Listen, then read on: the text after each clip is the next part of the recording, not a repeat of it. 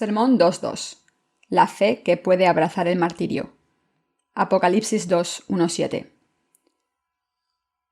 Para la mayoría de nosotros, martirio es una palabra desconocida, pero para aquellos que han crecido en una cultura no cristiana, es aún más rara. Ciertamente la palabra martirio no es una palabra con la cual nos encontramos en nuestra vida diaria. Nos sentimos apartados y lejos de ella, ya que es muy surrealista para nosotros imaginarnos nuestro martirio real. A pesar de esto, los capítulos 2 y 3 del libro del Apocalipsis discuten este martirio, y de su palabra debemos establecer la fe del martirio en nuestros corazones, esto es, la fe con la cual podemos ser martirizados. Los emperadores romanos fueron los gobernadores absolutos de la gente del imperio. Teniendo poder absoluto sobre su dominio, podían hacer cualquier cosa que su corazón desease. Habiendo entablado y ganado muchas guerras, el Imperio romano sometió a muchas naciones bajo sus reglas, enriqueciéndose a sí mismos con los tributos pagados por las naciones conquistadas. Sin haber perdido ni una sola guerra, la pequeña nación creció hasta convertirse en uno de los grandes imperios del mundo. Solo el cielo fue el límite del poder de los emperadores. Tan grande fue su poder que eventualmente llegaron a ser adorados como dioses vivientes por la gente. Por ejemplo, era muy común que los emperadores construyeran estatuas de su imagen e hicieran que la gente se inclinara ante ellas. Para los emperadores que se habían proclamado a sí mismos como dioses, el aumento de los creyentes en Jesús no podía ser otra cosa que una seria amenaza para su poder absoluto. Prohibiendo las reuniones de los cristianos, recurrieron a las políticas represivas para perseguir a los creyentes, arrestándolos, encarcelándolos y eventualmente ejecutándolos por su fe. Es en contra de este antecedente histórico que los primeros cristianos se escondieron bajo la tierra, en lugares como las catatumbas, para escapar de la persecución. Y es esta persecución que puso las bases para el marco de trabajo y que ellos abrazaran el martirio para defender su justa fe. Es así como los mártires se levantaron en el período de la primera iglesia. Desde luego, los santos de ese tiempo no fueron martirizados simplemente por rehusarse a reconocer la autoridad de los emperadores. Ellos reconocían su autoridad mundana, pero no reconocieron más esa autoridad cuando los querían forzar a adorar a un hombre como a un dios y a que abandonaran a Jesucristo en sus corazones, aun a costa de sus propias vidas. Los emperadores romanos les ordenaron a los cristianos que negaran a Jesús y que los adoraran a ellos, no solo como emperadores, sino también como dioses. Incapaces y sin deseos de capitular ante tales demandas, los primeros cristianos continuaron encarando la persecución y fueron martirizados para defender su fe hasta que finalmente el Edicto de Milán, en el año 313 después de Cristo, trajo libertad religiosa.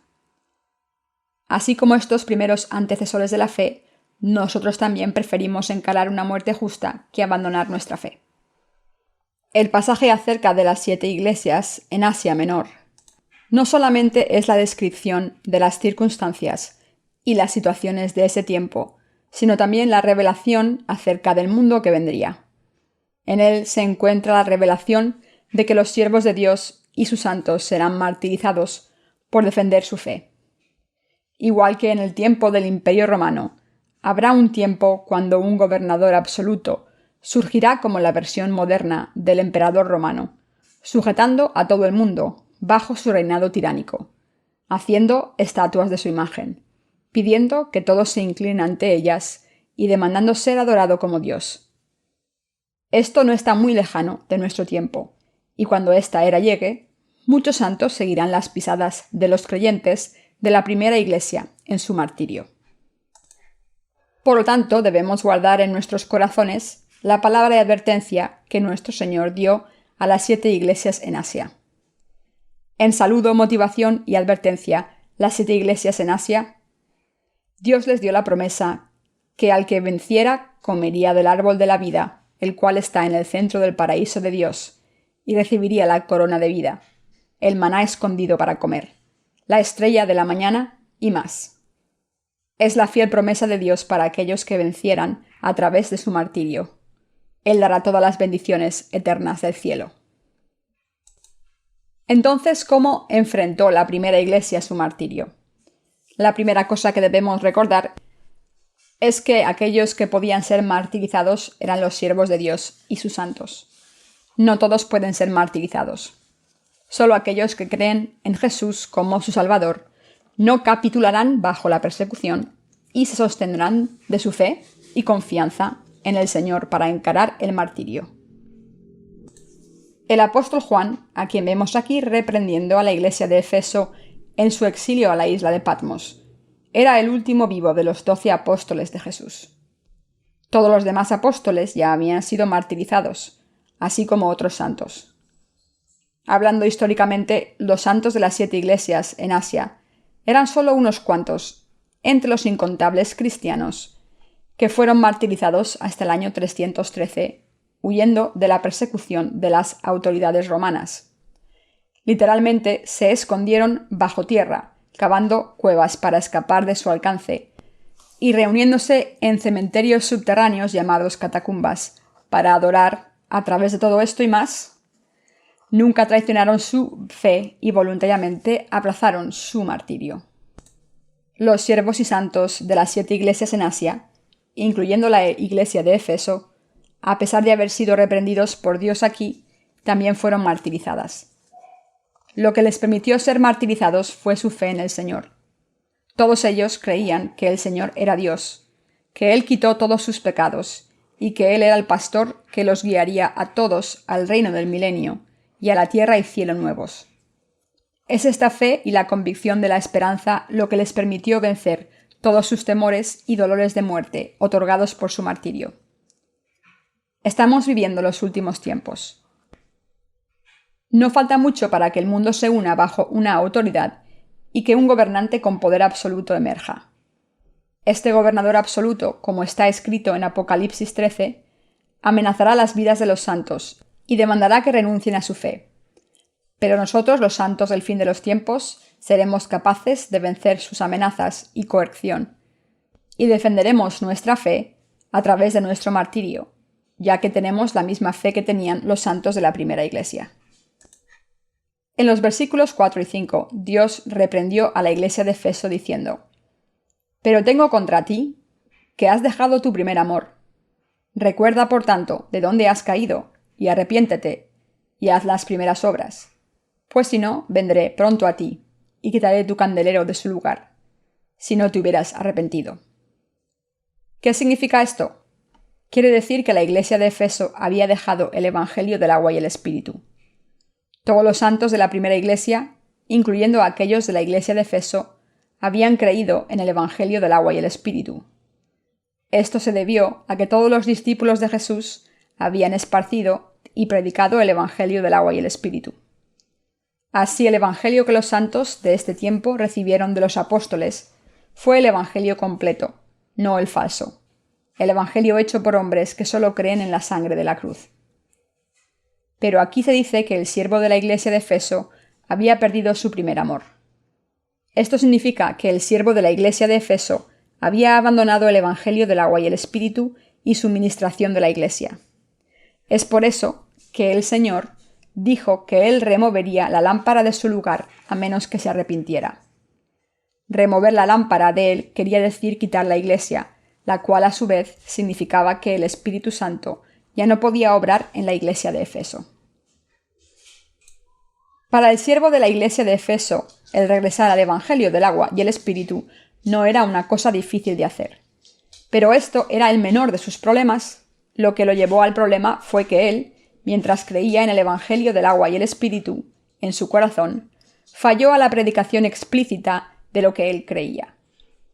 Él aceptó en su iglesia a todos aquellos que meramente confesaban a Jesús como su Salvador, aunque no creyeran en el evangelio del agua y el espíritu, cuando de hecho el confesar su fe en el evangelio del agua y el espíritu significaba para los creyentes el ser preparados para el martirio.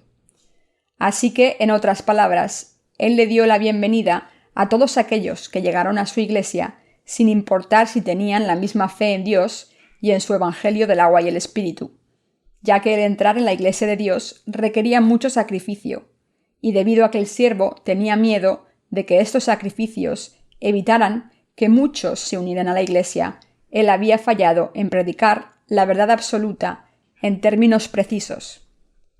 Pero debido a que el Espíritu Santo no puede habitar donde no hay verdad, Dios dijo que él removería la lámpara.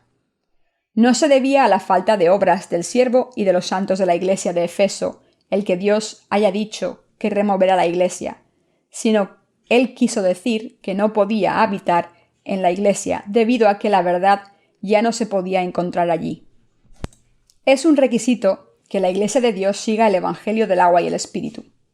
Los siervos y los santos de Dios no solamente deben creer en este Evangelio, sino también predicar y enseñarlo en términos precisos y absolutos, ya que solo en este Evangelio podemos encontrar el amor de Dios, su gracia y todas sus bendiciones para nosotros.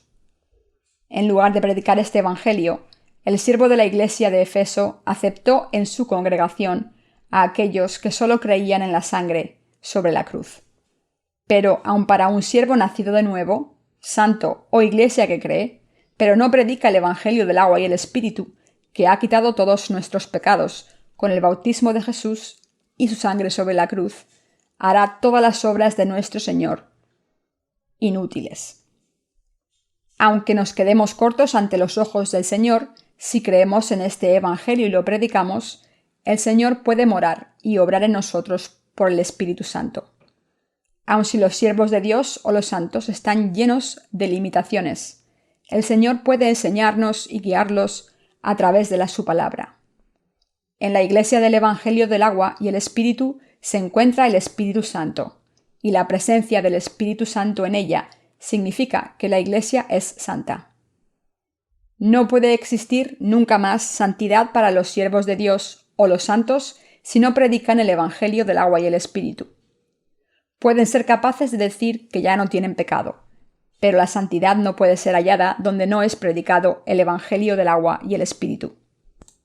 Este Evangelio del agua y el Espíritu es el Evangelio que los santos de la primera Iglesia creían, el Evangelio que proclama que el Señor vino a esta tierra para salvar a la humanidad, tomando todos los pecados del mundo con su bautismo y quitándolos todos con su muerte sobre la cruz.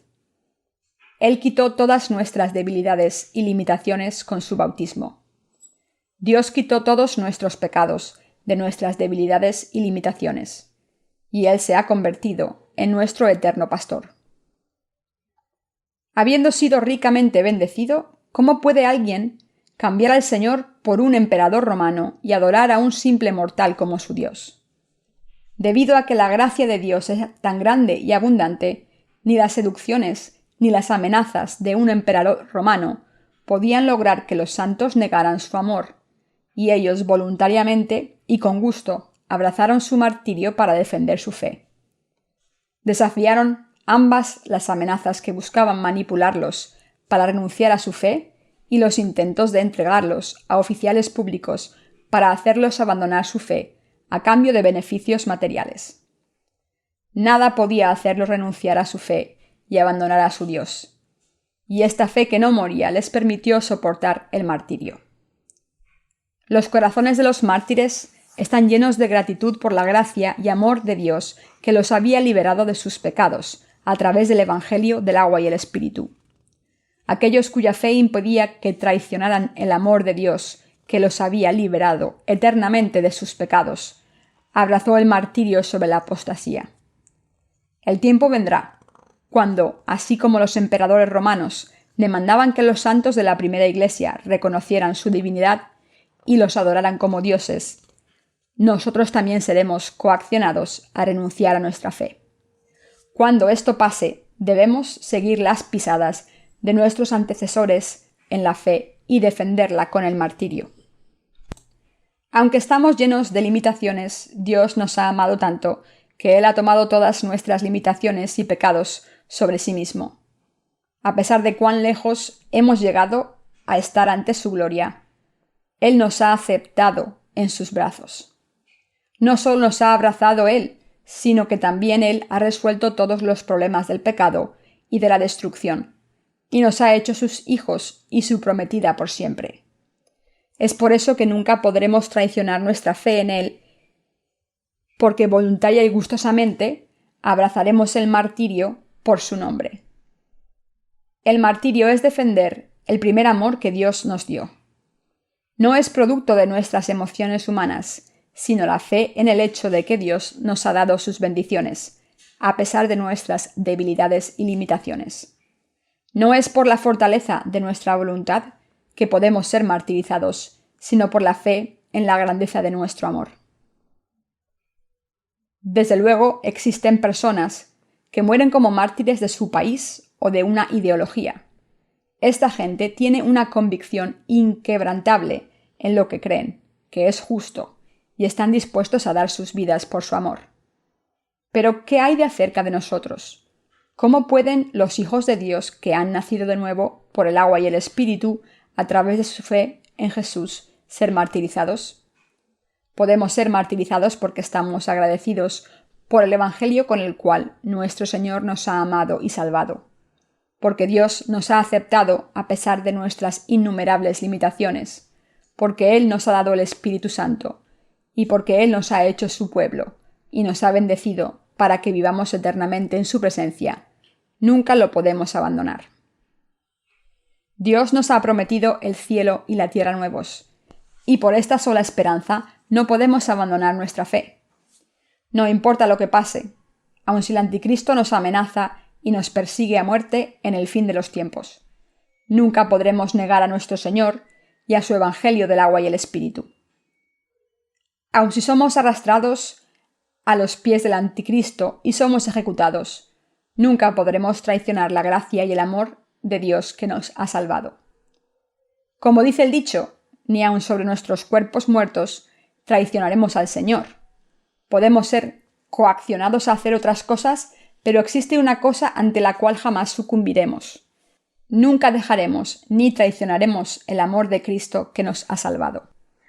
¿Piensan que el anticristo tendrá misericordia de nosotros solo porque tenemos limitaciones? Claro que no.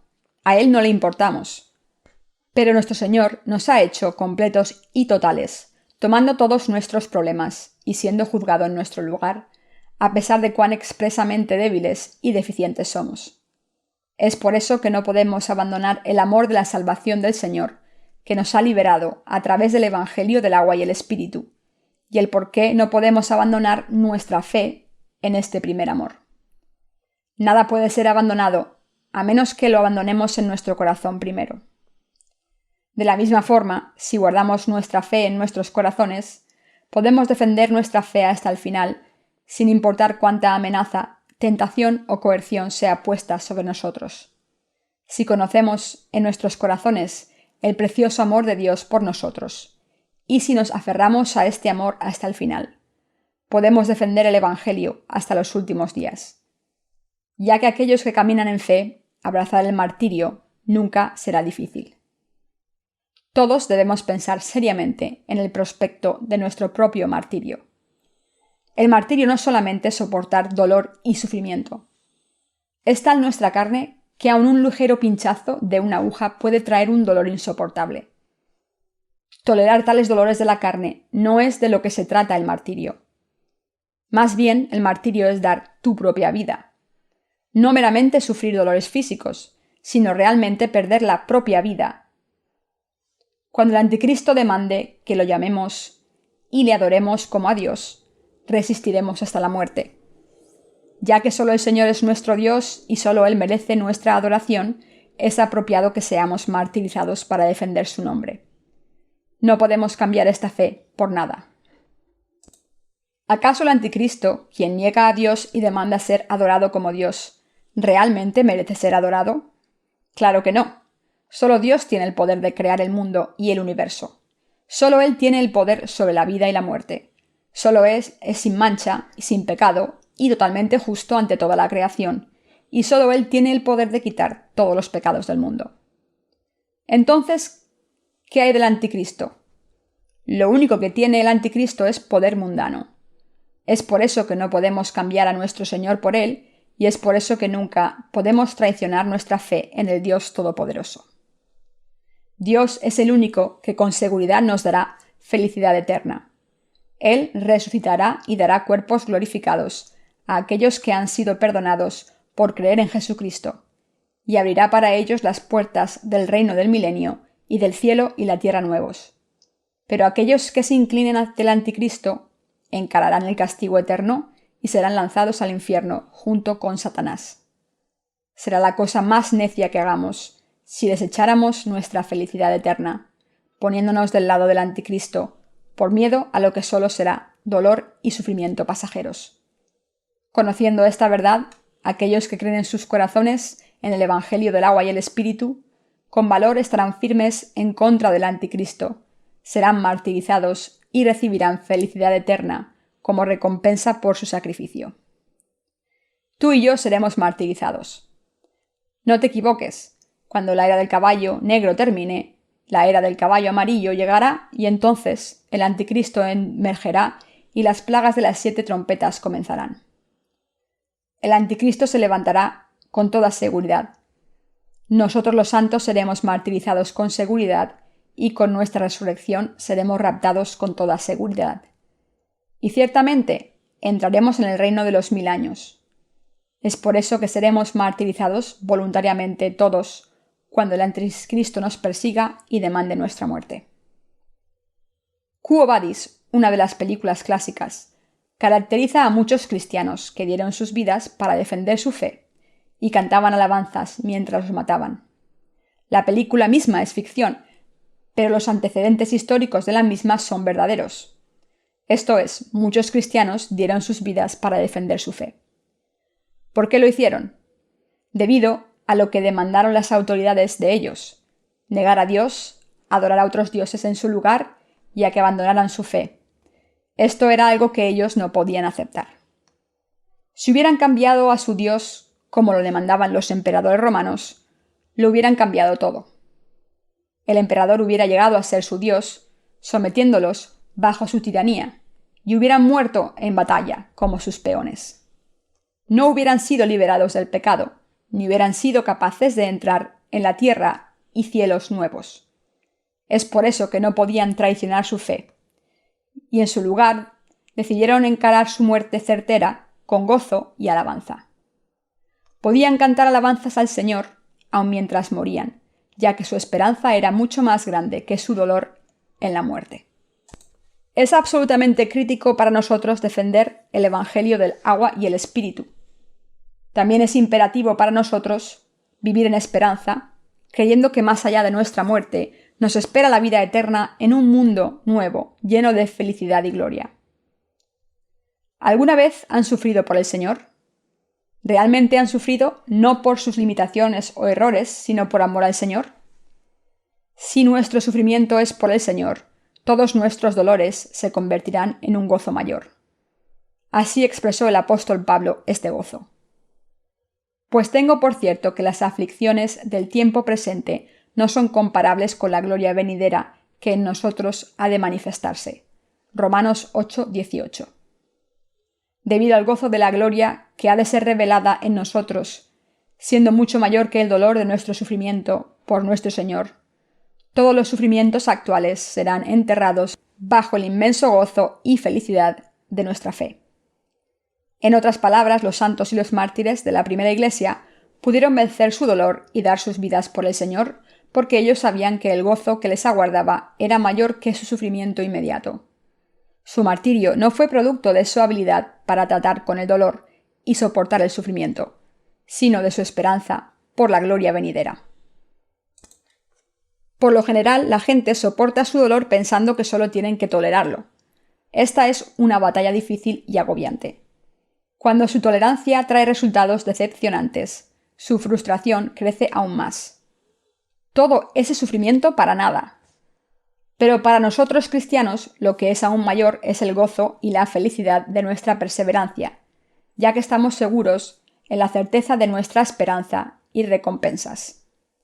Si nos proponemos enfocar nuestras mentes en servir al Señor con todo nuestro corazón como sus fieles siervos, sabemos que el gozo y la comodidad que nos aguardan es mucho mayor que el dolor de nuestros sacrificios presentes. Debido a que todas las dificultades están enterradas en este gozo, podemos vivir nuestras vidas para el Señor y aún abrazar nuestro martirio por su amor. La gente tiene alma, emociones, pensamientos y fe.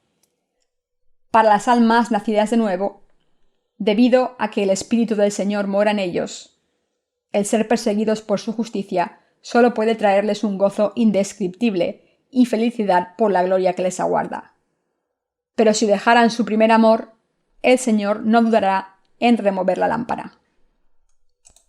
Si aquellos que han estado sirviendo con gozo al Evangelio del agua y el Espíritu, con todo su corazón y vida, cesan de hacerlo, solo puede significar que gradualmente perdieron el gozo de servir al Evangelio, su primer amor, aun si no abandonaron completamente este Evangelio.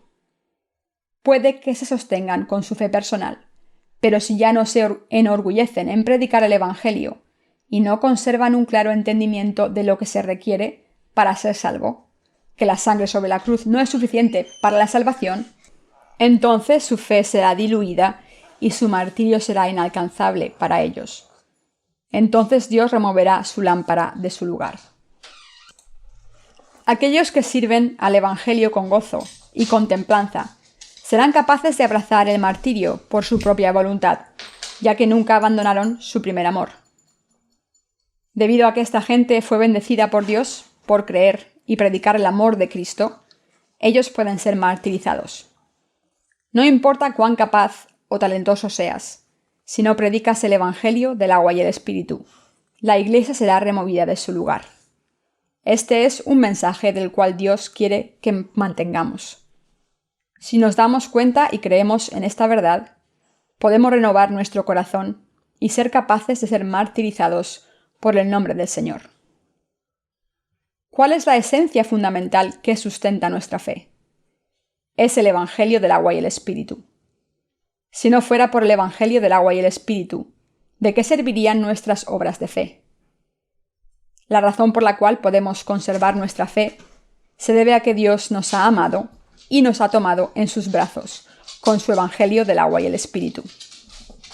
Debido a que este amor no cambia y nos glorifica, somos capaces de guardar nuestra fe y continuar predicando y extendiéndolo.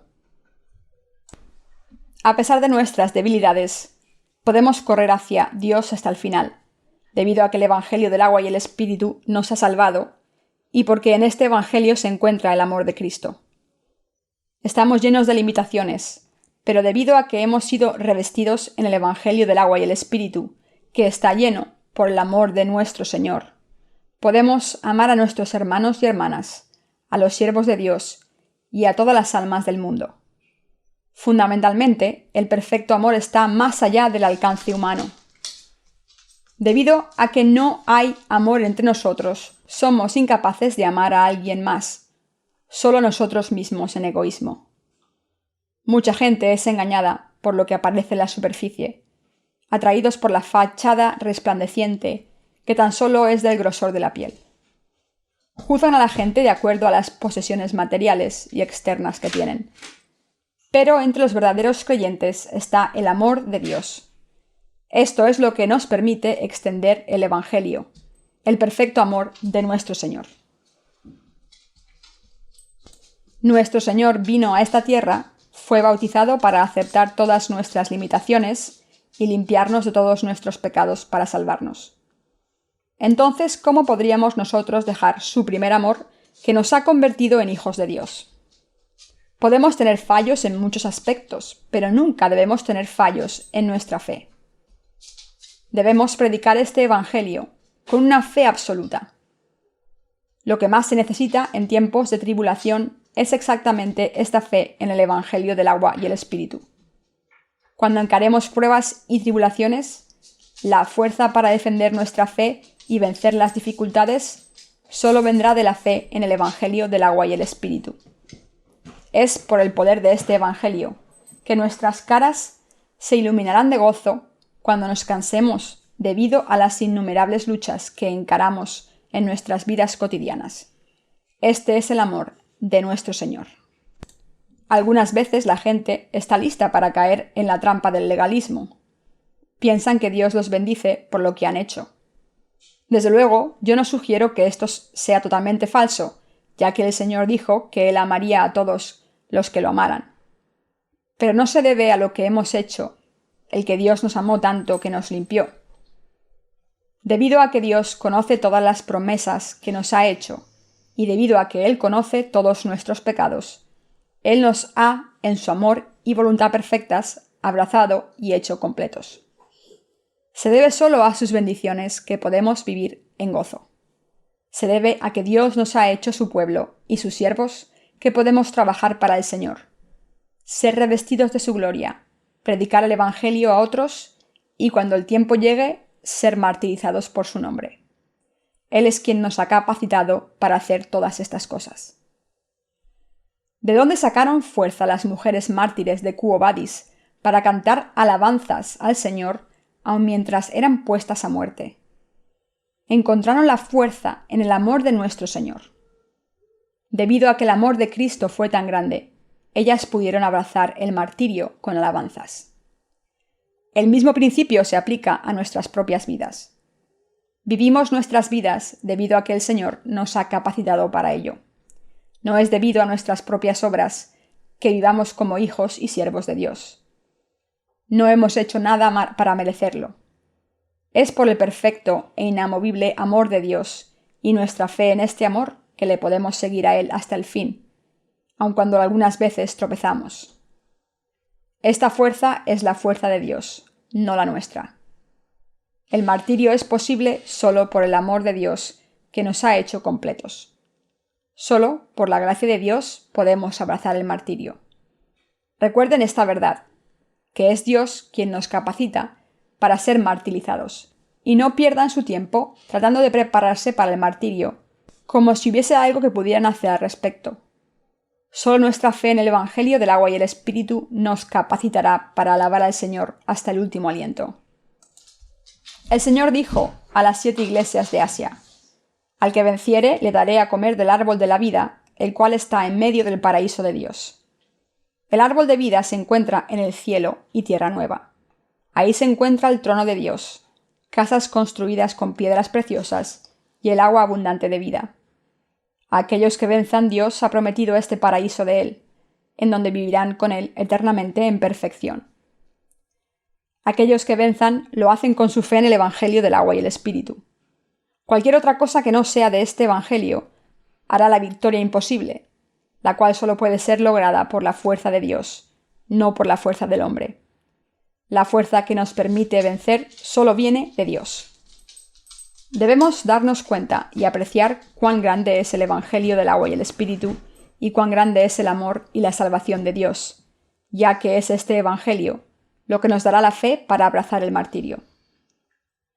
Puede que todos seamos débiles, sin talentos, sin dones, incompetentes, necios e ignorantes, pero aún así tenemos el poder, ya que tenemos el Evangelio del agua y el Espíritu en nuestros corazones. Los nombres de aquellos que creen en el Evangelio del agua y el Espíritu están escritos en el libro de la vida. Por otro lado, cualquiera que no esté escrito en el libro de la vida caerá y capitulará ante Satanás. Solo aquellos que han sido inscritos en el libro de la vida por creer en el Evangelio del agua y el Espíritu no se inclinarán ante el demonio. Deben estar seguros que su nombre está clara y seguramente escrito en este libro de la vida. Cuando seamos martirizados, será por nuestra fe, el primer amor de Cristo que nuestro Señor nos ha dado.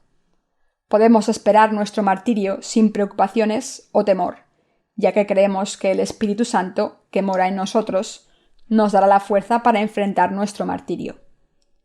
Debido a que el sufrimiento del martirio no puede ser comparado con la gloria del cielo que nos aguarda, no nos acobardamos ante nuestra muerte y, en lugar de eso, atrevidamente abrazamos nuestro martirio para defender el precioso Evangelio. Debemos dejar atrás cualquier cuestionamiento sobre cómo seremos martirizados, ya que esto no es por nuestro esfuerzo, sino por Dios que seremos martirizados. Estoy seguro de que el siguiente anuncio sucederá a través de poderosas bocinas algún día. Estimados ciudadanos, este es el último día para recibir la marca. Solo unos cuantos ciudadanos tienen que recibir la marca hoy. Estamos muy agradecidos por su cooperación hasta ahora. Recibir la marca es bueno e indispensable para usted, ya que es para establecer el orden en su país. Así que por favor, vayan al ayuntamiento y reciban la marca tan pronto como sea posible. Les repito, este es el último día para que usted reciba la marca. Aquellos que no reciban la marca en el tiempo límite de hoy serán severamente castigados. Ahora, para hacerlo claro, mencionaré los nombres de aquellos que aún no han recibido la marca.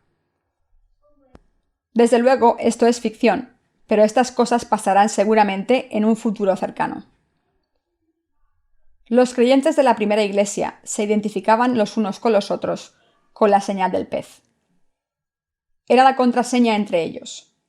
También nosotros preferiríamos tener una señal que nos permita reconocer a nuestros hermanos y hermanas, para que podamos motivar la fe el uno del otro lo suficiente para poder abrazar el martirio. Debido a que el martirio no es algo que podamos lograr por nuestro esfuerzo, podemos hacer a un lado nuestras preocupaciones y encararlo con atrevimiento. No hay nada que temer ante nuestra justa muerte. Todo lo que tenemos que hacer es vivir para el Señor, ya que sabemos que estamos destinados para ser martirizados por el nombre de nuestro Dios. Deben darse cuenta de que si intentaran escapar el martirio por temor de perder sus posesiones, sufrirían pérdidas aún más grandes y desastres. Deben convertirse en gente de fe, quien sabiendo que seremos martirizados por Cristo, vivimos nuestras vidas para el Señor hasta el último momento. Cuando nos demos cuenta de que seremos martirizados, seremos aún más sabios en nuestra fe, mente y en nuestras vidas diarias. Este conocimiento es la cura para nuestra necedad, permitiéndonos dejar atrás todas las cosas que nos atan al mundo. No significa que tengamos que dar nuestras vidas, sino que vivamos para el Señor.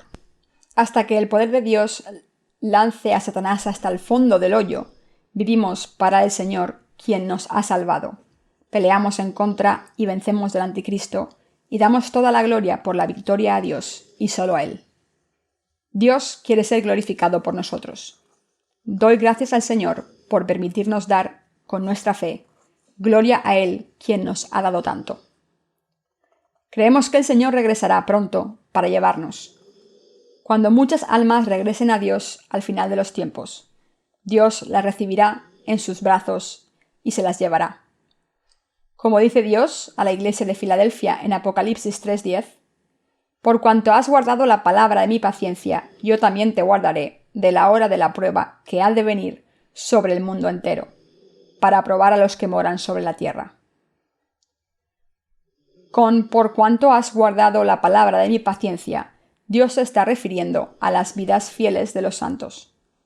Significa que ellos se sostienen firmemente de su fe, sin importar lo que les dijeran o les hicieran. Cuando Dios dice, yo también te guardaré de la hora de la prueba, Él está diciendo que aquellos quienes han guardado su mandamiento de perseverar serán exentos de las pruebas de la fe.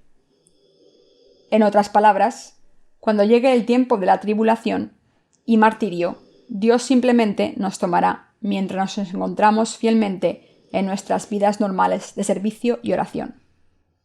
Cuando pongamos en nuestras mentes que vamos a ser martirizados, nuestros corazones serán limpiados de toda la basura, y como resultado, nuestras vidas de fe se harán mucho más fuertes. Dios recuerda su promesa de que con nuestro martirio seremos guardados de la hora de la prueba. Debemos vivir pronto por nuestra fe. La era de hoy es la era de la revelación. Existen muchos cristianos necios, quienes mientras que son ignorantes a la palabra de Dios, obstinadamente se mantienen en su falsa creencia del rapto pretribulación. Cuando el último día llegue, se darán cuenta de lo equivocados que han estado. Sus días de influencia y poder están contados. Todo lo que tenemos que hacer es vivir en la certeza de nuestra esperanza de que Dios cumplirá la promesa de su palabra. Cuando alcancemos el punto medio de la gran tribulación, seremos martirizados por defender nuestra fe. Muy justo antes de que comiencen las plagas de los 7 tazones, seremos raptados en el aire por Dios y entraremos en el reino del milenio. Cuando nuestra esperanza de reinar con Cristo se vuelva realidad, todos nuestros sufrimientos sobre esta tierra serán más que compensados por las recompensas que nos aguardan, y nuestra entrada a la eternidad del cielo y tierra nuevas nos abrumarán con un gozo indescriptible. Hoy vivimos por fe para el Señor, en la esperanza del cumplimiento de esta promesa de Dios. Confiando en que nuestro Señor cumplirá todas sus promesas, vivimos con anticipación deseosa por el día en que podremos estar con Él para siempre en nuestros cuerpos glorificados. Doy gracias a Dios por darnos el Evangelio de la perfecta remisión del pecado, por capacitarnos para abrazar el martirio, para defender nuestra fe en Él, y por tenernos firmes entre sus benditos. Antecedentes de la iglesia de Efeso. Efeso, una amplia ciudad portuaria en la región de Asia Menor del Imperio Romano, era un centro de comercio y de actividad religiosa. En el tiempo de la primera iglesia, era una ciudad internacional en crecimiento. Al norte se encontraba Samaria y hacia el sur Mileto. De acuerdo a los mitos, Amazona, la brava diosa de la guerra, construyó la ciudad en el siglo XII a.C. y se la dio a Andróclio, un príncipe coronado de Atenas. Efeso era, hablando materialmente, una ciudad próspera, lo cual también significa que era una ciudad muy mundana. Es por eso que Dios le dijo a la iglesia de Efeso que peleara hasta el final y venciera a Satanás, para que no perdiera su evangelio del agua y el espíritu. Debemos darnos cuenta de cuán importante es la palabra de verdad de Dios y debemos defender nuestra fe por todos los medios. A través del apóstol Juan, Dios escribió a la iglesia de Efeso. Escribe al ángel de la iglesia en Efeso, el que tiene las 7 estrellas en su diestra, el que anda en medio de los 7 candeleros de oro, dice esto: Yo conozco tus obras, y tu arduo trabajo y paciencia, y que no puedes soportar a los malos, y has probado a los que se dicen ser apóstoles, y no lo son. Y los has hallado mentirosos, y has sufrido, y has tenido paciencia, y has trabajado arduamente, por amor de mi nombre, y no has desmayado. La iglesia de Efeso fue encomiada por Dios por sus obras, paciencia, por no tolerar la maldad, por probar y descubrir a los falsos apóstoles, y por trabajar incansablemente por amor de su nombre en toda perseverancia y paciencia. Pero la iglesia de Efeso también fue reprendida por sus malas acciones. El pasaje continúa. Pero tengo contra ti, que has dejado tu primer amor. Recuerda, por tanto, de dónde has caído, y arrepiéntete, y haz las primeras obras, pues si no, vendré pronto a ti, y quitaré tu candelero de su lugar, si no te hubieres arrepentido. Pero tienes esto, que aborreces las obras de los nicolaitas, las cuales yo también aborrezco. El que tiene oído, oiga lo que el Espíritu dice a las iglesias. Al que venciere, le daré a comer el árbol de la vida, el cual está en medio del paraíso de Dios. En el pasaje anterior se dice que Dios aborrece a los nicolaitas. Los nicolaitas aquí se refieren a un cierto grupo de creyentes que se habían puesto en contra de Dios, de su iglesia y de su verdad. Exactamente lo que los nicolaitas hacían está elaborado con más detalle en el pasaje siguiente, dirigido hacia la iglesia de Pérgamo. Las malas acciones de los nicolaitas. Apocalipsis 2:14 dice: Pero tengo unas cosas contra ti, que tienes ahí a los que retienen la doctrina de Balaam, que enseñaba a Balac a poner tropiezo ante los hijos de Israel, a comer cosas sacrificadas a los ídolos y a cometer fornicación. La referencia para este pasaje puede ser encontrada en el capítulo 22 del libro de Números, en donde se encuentra la historia de Balac, el rey de los moabitas. Al tiempo en que los israelitas habían alcanzado las llanuras de Moab en Canaán, después del éxodo de Egipto, habían conquistado las 7 tribus de la tierra, así como el buey lame el pasto del campo. Habiendo escuchado de esta conquista, Balac se aterrorizó de su Dios, ya que él temía que el destino de los moabitas siguiera al de las tribus de Canaán que ya habían sido conquistadas. Al tratar de maquinar una forma de prevenir que los israelitas los conquistaran, Balac llamó a Balaam, un profeta falso, para que él maldijera a los israelitas a su petición. Balaam era un falso profeta, pero los gentiles pensaban que él era un siervo de Dios. Él no era un descendiente del sumo sacerdote Aarón ni era un levita. Pero Balac, el rey de los moabitas, creía que aquellos a quien Balaam bendijera serían bendecidos, y aquellos a quien él maldijera serían maldecidos. En ese tiempo, Balaam, aunque era un falso profeta, era famoso en toda la tierra como un brujo reconocido. Sin embargo, Balaam no podía llevar a cabo lo que el rey Balac le había pedido que hiciera. La razón era debido a que los israelitas eran el pueblo de Dios. Y no solo Balaam no tenía permiso de Dios para maldecir a los israelitas, sino que también, si hubiera tratado de hacerlo, hubiera terminado en una maldición sobre sí mismo. Abrumado por el poder espiritual de Dios, Balaam no podía hacer nada, sino solo bendecir a los israelitas. Enojado por esto, Balac entonces pidió a Balaam que maldijera a los israelitas de donde ellos no pudieran verlo. Balaam recibió una gran cantidad de tesoros de Balac y a cambio le enseñó la forma de traer la maldición a los israelitas.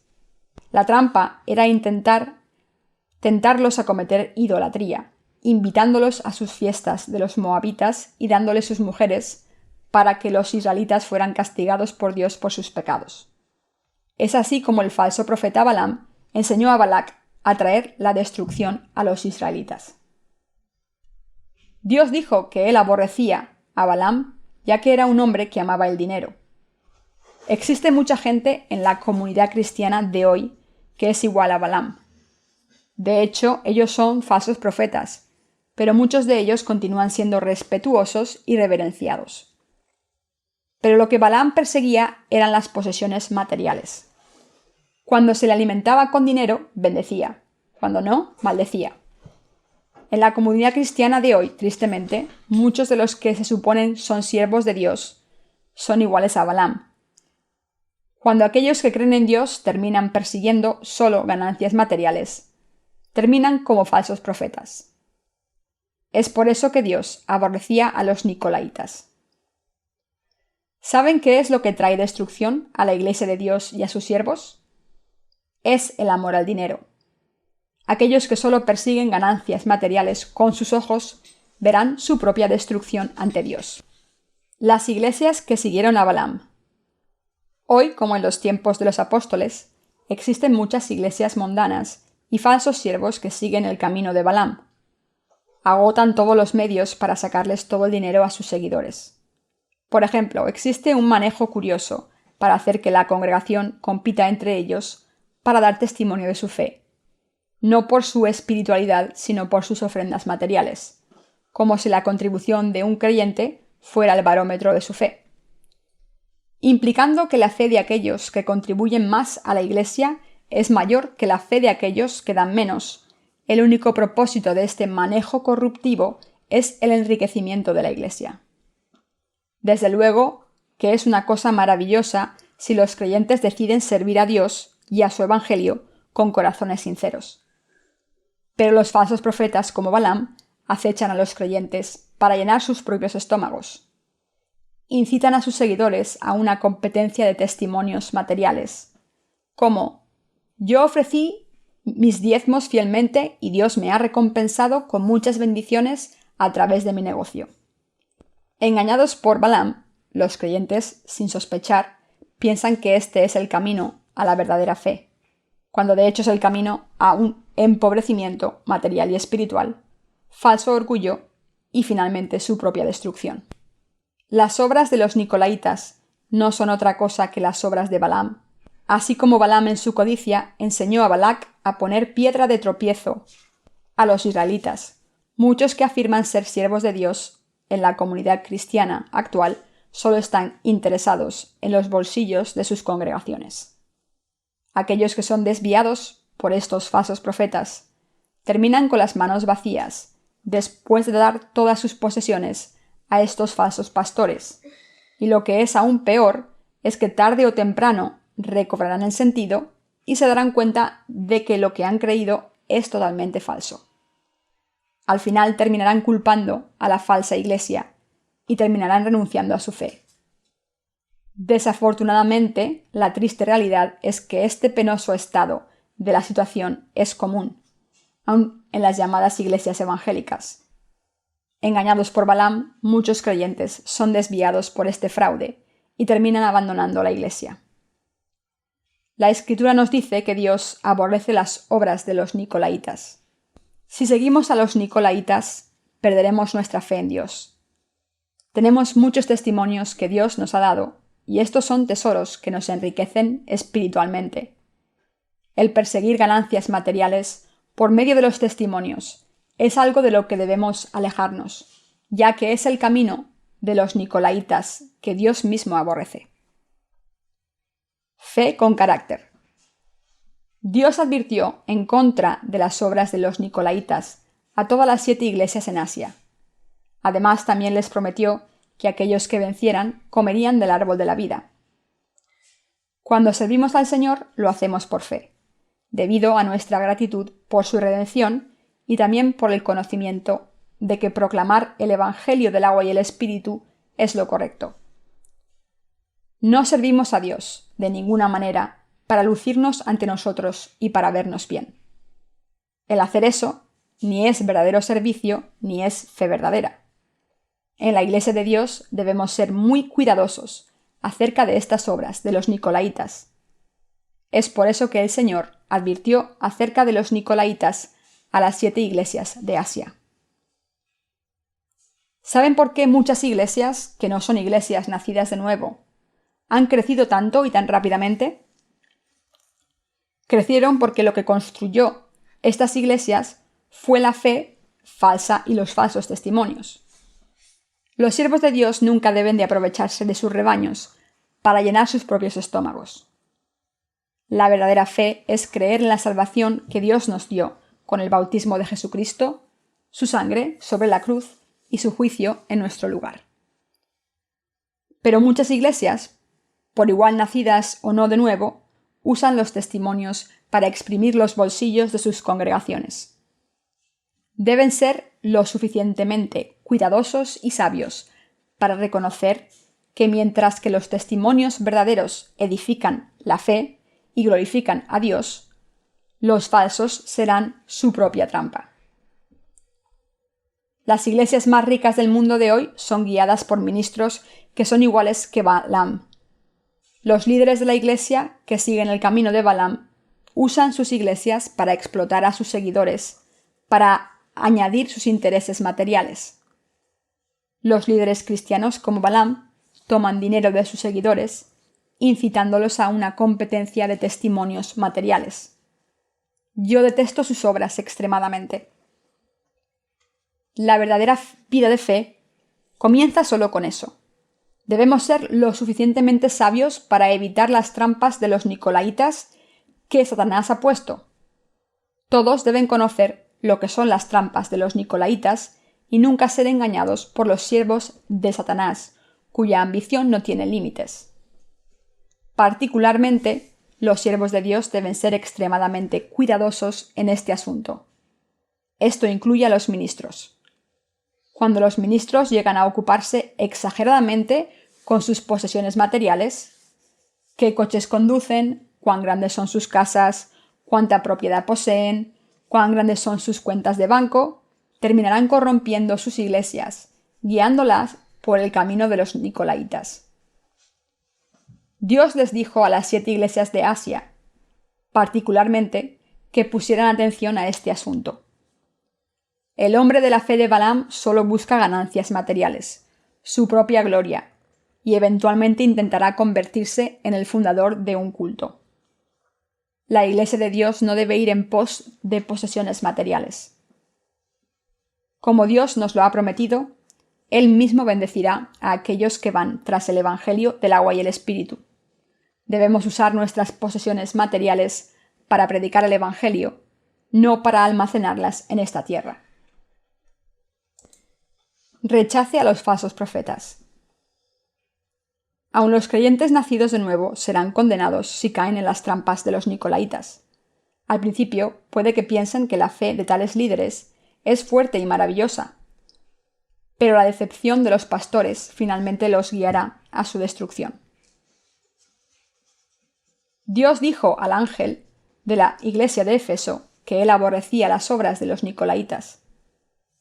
Cualquiera que es atrapado por los nicolaítas encara cierta condenación, ya sea que él o ella sea un creyente nacido de nuevo, un siervo de Dios o cualquier otra persona. La destrucción es segura cuando se es atrapado por los nicolaítas. Así como un mal pastor guía a su rebaño a la muerte, los falsos profetas traen maldiciones. Es por eso que Dios les dijo a sus siervos: «Alimenta a mis ovejas». Los siervos de Dios deben atender a los creyentes como los pastores atienden a sus ovejas, protegerlos del peligro y ocupándose de sus necesidades. Como pastores, deben asegurarse de que sus rebaños no se desvíen, descubrir qué peligros pueden surgir ante ellos y prevenir el que tales peligros se les acerquen. Escuché de gente que en la vida diaria pastorea ovejas, que éstas son uno de los animales más necios. ¿Acaso no somos como ovejas obstinadas ante Dios? Dios tuvo una buena razón cuando usó la metáfora de las ovejas para describirnos, ya que Él sabe cuán necios somos en nuestra esencia básica. ¿Por qué habló Dios repetidamente de las obras de los nicolaítas, de Jezabel y de Balaam a las 7 iglesias de Asia? ¿Por qué prometió Él que a aquellos que vencieran, Él les daría de comer del árbol de la vida? Lo hizo para enseñarnos que tendríamos que estar en guardia, en contra de las decepciones de los falsos profetas. Debemos meditar sobre la palabra de Dios y preguntarnos: ¿cuál es el verdadero evangelio del agua y el espíritu? El mezclar la palabra de Dios con algunas lecciones humanas y sistematizarla de una forma plausible no quiere decir que este es el evangelio. Existen muchos sermones hermosos, creados y llevados en la cristiandad de hoy, que nada tienen que ver con el evangelio del agua y el espíritu. Muchos predicadores famosos tienen sus propios escritores profesionales de discursos que escriben sermones para ellos, y todo lo que hacen es leer estos textos preparados por alguien más. No debemos dejarnos atrapar nunca por los nicolaítas. La iglesia nacida de nuevo debe ser muy cuidadosa de no perseguir ganancias materiales. En particular, los ministros deben estar en guardia constante, pero también deben estarlo todos los miembros de la congregación. El tratar de extraer dinero de los miembros de la iglesia, el adornar la iglesia con extravagancia material y el construir edificios para la iglesia, que más parecen palacios que templos de adoración, siempre predicando el regreso del Señor es inminente, todas son obras de la fe falsa, precisamente las obras de los nicolaítas. Particularmente debemos poner atención en los falsos pastores y asegurarnos de que nunca seamos engañados para seguir su fe. Simplemente los santos no deben amar el dinero. En lugar de eso, lo que debemos amar y guardar es el evangelio del agua y la sangre, el primer amor de Dios. Debemos vivir vidas fieles, tomándonos de la verdad de que Él nos ha salvado por el agua y la sangre de Cristo, hasta el día en que nos encontremos con Él. Debemos creer en la palabra de Dios de que Jesús ha quitado todos nuestros pecados con su bautismo y su muerte en la cruz. Aquellos que siguen a los nicolaítas nunca predican el evangelio del agua y el espíritu. No están interesados en las obras del evangelio del agua y el espíritu, sino solo en hacer dinero. Estos son los Balaam de la actualidad, quienes ponen piedra de tropiezo ante los israelitas y los guían a su destrucción. Deben recordar esto. Al final, Josué mató a Balaam. Como está escrito en el libro de Josué, este falso profeta murió bajo la espada de Josué. Cuando los israelitas conquistaron Canaán, Balaam murió debido a que no era un verdadero siervo de Dios. Todos aquellos que usan el nombre de Cristo para explotar a los creyentes inocentes y alimentar sus propios estómagos son los Balaam de hoy. Debemos recordar que Balaam usó todos los medios disponibles para alimentar su ambición. Dios dijo a los siervos de la iglesia de Efeso: «Al que venciere le daré de comer del árbol de la vida, el cual está en medio del paraíso de Dios». Puesto de otra manera, aquellos que duden y pierdan morirán. El seguir el camino de Balaam es perder, es el camino a la propia muerte. Dios nos dio su palabra de advertencia para que no caigamos en la trampa de los nicolaitas, y yo le doy gracias a Él por ello. Es mi sincera esperanza y oración que no sucumban a las tentaciones materiales y terminen siendo abandonados por Dios debido a su ambición.